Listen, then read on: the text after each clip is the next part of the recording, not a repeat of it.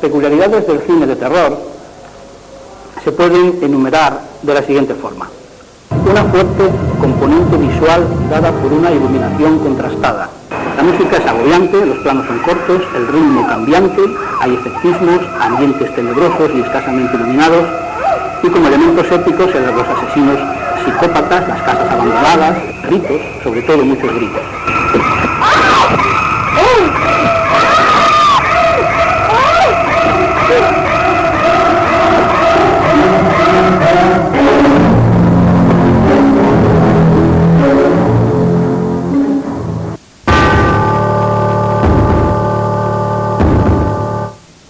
El expresionismo alemán utilizaba fundamentalmente el cine de fotografía oscura, de sitios tenebrosos, no se ayudaba del sonido, que luego después en los años 30 amplió todo eso en la Universal, pero el Nosferatu de Murnau, todas las películas de Fritz Lang, los antecedentes de las películas de Dreyer y todo eso, son como los padres, vamos a decir así, del cine de terror que se hizo después. Como primeras películas de aquella época, El gabinete del doctor Caligari, una película que se basaba más que nada en los decorados absolutamente expresionistas y en una, vamos a decir, utilización estética del lenguaje. El Golem es otra película de 1919 que es el antecedente de Frankenstein. Lo mismo que todas las películas que hizo Murnau, que son expresionistas totales en aquella época, fundamentalmente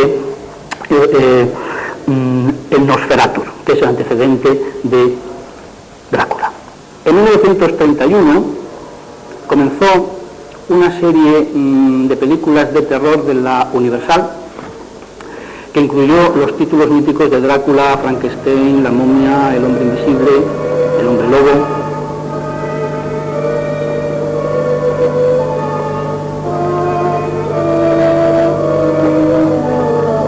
Todd Raimi posiblemente sea el que más que el cine de terror utilizó el trucaje, con personajes absolutamente monstruosos. De ahí viene el concepto que se tiene de él como un director de segundas, cuando en realidad las películas suyas del tipo de Freaks, del tipo de Muñecos infernales, Garras humanas, son películas que han creado un estilo dentro del cine de terror de monstruos reales.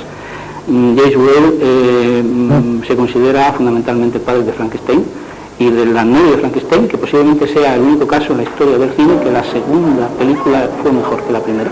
Turner hizo La mujer pantera y otras películas de ese tipo, películas muy cortitas, películas muy estéticas, como muy poquita cosa, pero que han ido creciendo con el paso de los tiempos y son películas verdaderamente terroríficas, en las que está todo a base de elipsis, no se ve nada, pero crea una sensación de agobio en el espectador que otras películas mucho más evidentes no han creado.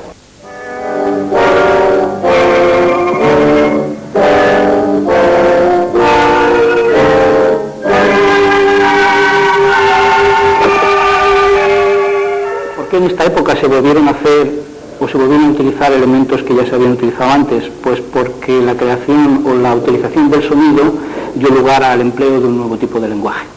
Esto incluso se volvió a repetir en los años 50 por la Hammer, que recreó otra vez estos mismos elementos, pero ya con la utilización de color y en una estética mucho más barroca, porque se hizo en Inglaterra. La Hammer coincidió con la misma época del cine de Roger Corman, que utilizó con muy poco dinero la iconografía de las novelas de Edgar Allan Poe. Al mismo tiempo que Fisher, Roger Corman rodó entre 1960 y el 64 9 películas basadas en cuentos y poemas de Poe, donde hay un elemento que se repite. El mal no aparece de forma material como en los años 30, sino que los personajes tienen que luchar contra algo intangible e irremediablemente fracasa. Su película más destacada es El hundimiento de la casa Usher. En El cuervo y el terror se fuerza el código del género, llegando incluso a la parodia.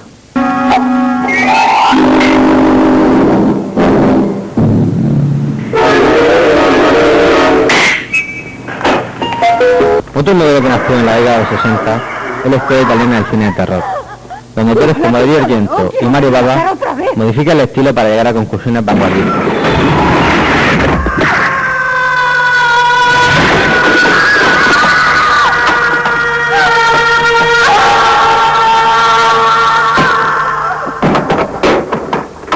Siendo Baba quien lleva sus propuestas a las últimas consecuencias.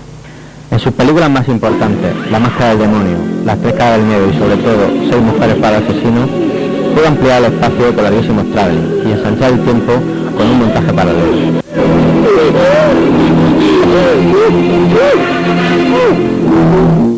El cine de terror español, hemos dicho antes que era una variante del cine de la Hammer de los años 50, tuvo importancia fundamentalmente en la década de los años 60. Fueron 8 o 9 años en los que imperó las películas de Jesús Franco, que posiblemente sea el director que más seudónimos ha utilizado a lo largo de su vida, y Paul Naschy. Paul Naschy ha hecho de Frankenstein, de Hombre Lobo, todo lo habido y por haber.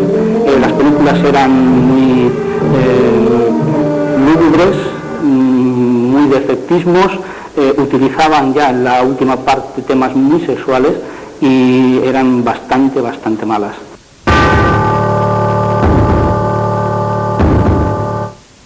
En 1968, George Romero revolucionaría las salas de cine con su ópera prima, La Noche de los Muertos Vivientes, una pesadilla claustrofóbica donde un grupo de personas quedan atrapadas en el interior de una casa rodeada por numerosos zombies.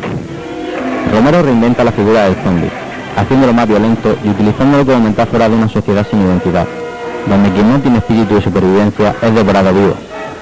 Le siguieron 2 secuelas, Zombie, de 1979, y El Día de los Muertos, del 85, John Colot, y aparcando la originalidad del guión, insertó la historia más acción, efectos especiales y gore.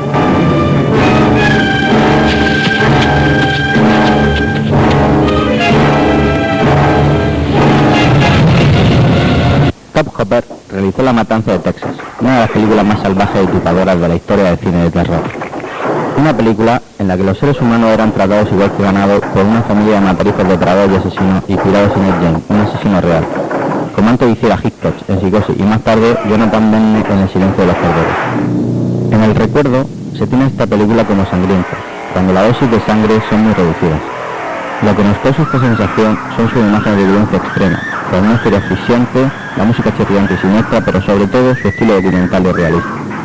La motosierra con que Leatherface mata a sus víctimas se ha convertido en un icono del cine de terror, tanto como El Grito o Los Colmillos del Vampiro.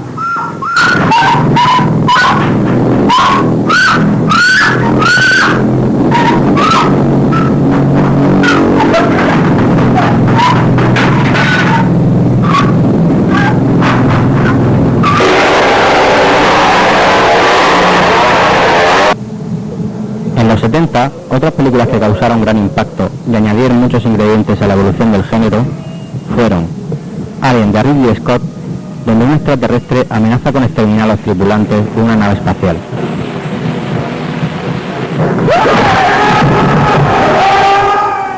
La película resultó una angustiosa pesadilla espacial con escenas tan gore y fascinantes como el mismo Alien.